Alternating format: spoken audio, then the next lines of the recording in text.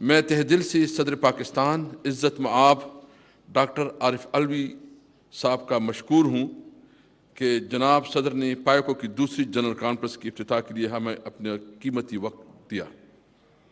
جناب صدر، آپ کی موجودگی نہ صرف اس کانفرنس کا آغاز ہے بلکہ پائکو کے تمام مندوبین کے لیے یہ پیغام ہے کہ پاکستان ECO کی کامیابی اس تمام خطے کی ترقی اور پارلیمانی سفارتکاری کے باب میں کس قدر سنجیدہ ہے۔ مجھے امید ہے کہ آپ کا خطاب اس تنظیم کو مزید ترقی دینے کے لیے مشعل راہ ثابت ہوگا۔ اس وقت دنیا بھر کووڈ-19 کی لپیٹ میں ہے۔ کووڈ-19 کی عالمی وبا کی اس لہر میں اور عالمی پابندیوں کے باوجود مجھے خوشی ہے کہ ECO کے پارلیمانی سربراہان آج یہاں اکٹھے ہیں۔ معزز اسپیکر صاحبان کی یہاں تشریف آوری اس بات کو ظاہر کرتی ہے کہ ہم پارلیمانی شراکت داری میں یقین رکھتے ہیں اور اس نقطے پر متفق ہیں کہ ہم سب مل جل کر ہی اپنے خطے کو ترقی اور بلندیوں تک لے جا سکتے ہیں۔ معزز خواتین و حضرات، 2013 میں اسلام آباد میں ECO ممالک کی اسمبلیوں کے معزز سربراہان پاکستان میں تشریف لائے تھے۔ اس موقع پر اس اہم فورم کا آغاز ہوا تھا۔ 8 سال پہلے علاقائی پارلیمانی الائنس کا بویا ہوا بیج آج جڑیں پکڑ رہا ہے۔ ECO کی برادر ممالک کی ثقافت، مذہب اور تاریخ ایک ہے۔ ہمیں اس پر فخر بھی ہے۔ ہمارے تجارتی تعلقات آزمودہ ہیں۔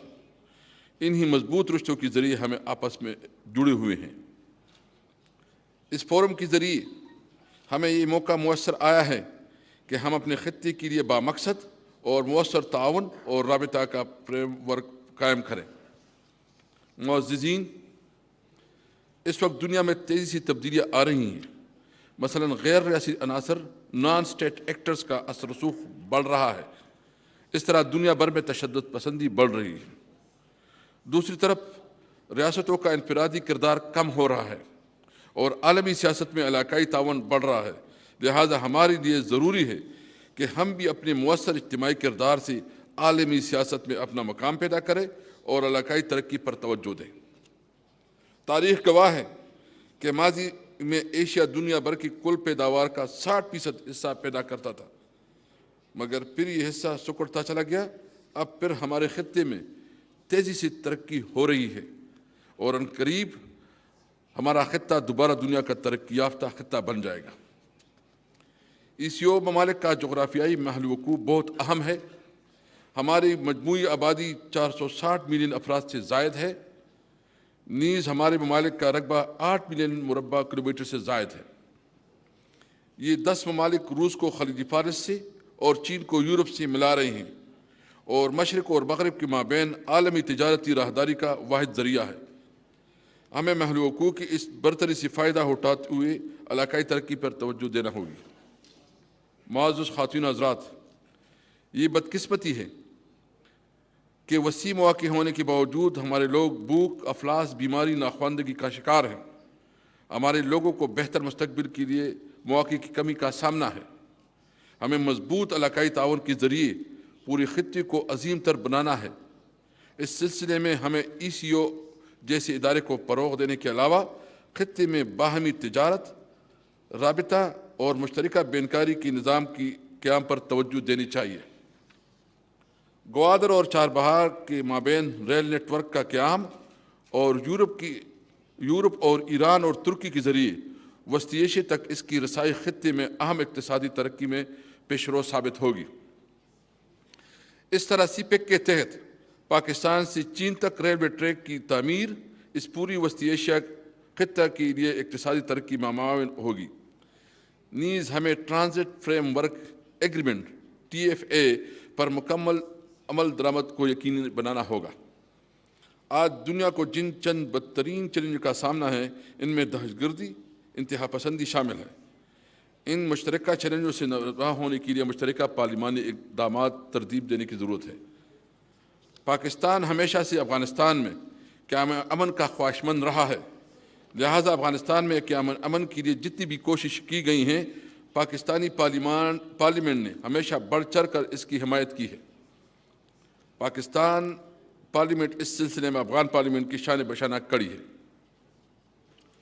قومی اسمبلی پاکستان نے اکتوبر 2020 میں پاک افغان تجارتی و سرمایہ کاری فورم کی میزبانی کی اور پاک افغان پارلیمانی دوستی گروپ کی ایگزیکٹو کمیٹی میں بھی تشکیل دی گئی تاکہ دونوں ممالک کی درمیان تجارت و تعلقات کو فروغ دیا جا سکے، اس سلسلے میں درپیش رکاوٹوں کو دور کیا جا سکے۔ معزز خواتین و حضرات، پاکستان خطے کے ممالک کے درمیان پرامن بقائے باہمی اور تعاون پر مبنی تعلقات کا سرگرمی حامی رہا ہے۔ تاہم خطے میں پائیدار امن کا انحصار دیرینہ حل طلب مسئلہ کشمیر کے پرامن تصفیہ پر ہے۔ پاکستان کشمیری عوام کی سیاسی، اخلاقی اور سفارتی حمایت اور اس وقت تک جاری رکھے گا جب تک کشمیری اقوام متحدہ کی سلامتی کونسل کی قراردادوں کی روشنی میں خود ارادیت کی اپنی جائز حق کو حاصل نہیں کر لیتے۔